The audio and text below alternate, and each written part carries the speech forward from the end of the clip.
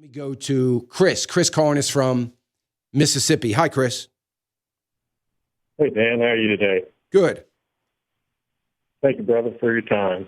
Oh, you're welcome.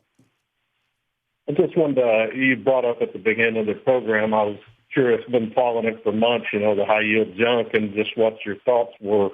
This could be the tsunami coming for the debt markets. Yeah. Well, it certainly could be, Chris. Look, it's probably going to take more than one run on one mutual fund for that tsunami, as you say, to hit. But look, I'm more concerned over the ETF side of things than I am the mutual side of things, because the ETFs, in my opinion, are even less liquid than are the mutual funds, because the ETFs junk bonds are likely, so many of them are likely not junk bonds at all. They are a derivative of the junk bonds. So they're even in a little bit of a worse situation. So I would be concerned. I certainly don't want to be responsible for creating the tsunami, but the fact of the matter is, we've got major liquidity issues. I heard somebody this morning say we have no liquidity issues. It's purely psychological. And a few sentences later, talking about the lack of liquidity. So do we have it or don't we?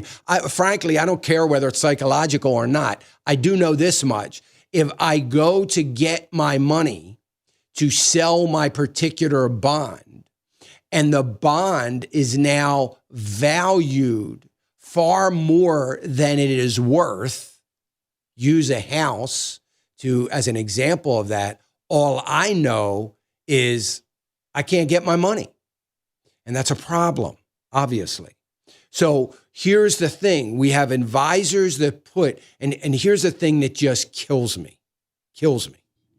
So many of the people, if this is the beginning, and if we do have this, the majority of the people that are going to get hurt, Chris, is going to be senior citizens.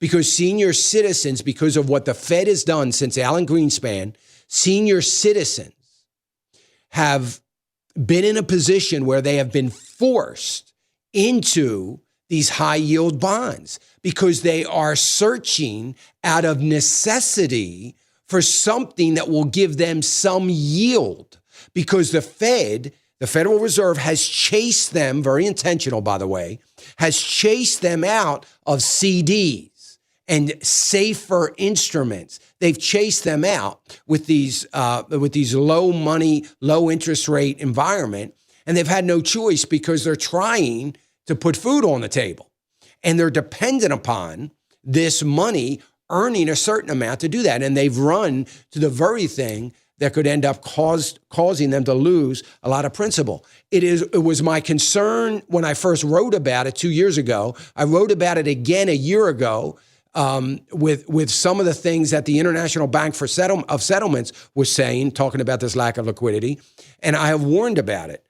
So I'm hoping that at least my faithful listeners are out of those kinds of things. But it's hard because you got financial advisors saying, well, this is the only safe thing. Well, not so safe right now. So I don't know if it's going to be the start. I would say probably not right now. I think there's going to have to be some sort of geopolitical event that is going to trigger a major sell-off, or something that is going to trigger a major downturn in corporate America and the financial sector now trying to liquidate some assets and creating some problems, particularly through the derivatives and the junk bonds. So I don't see that immediately on the horizon, but that could change tomorrow.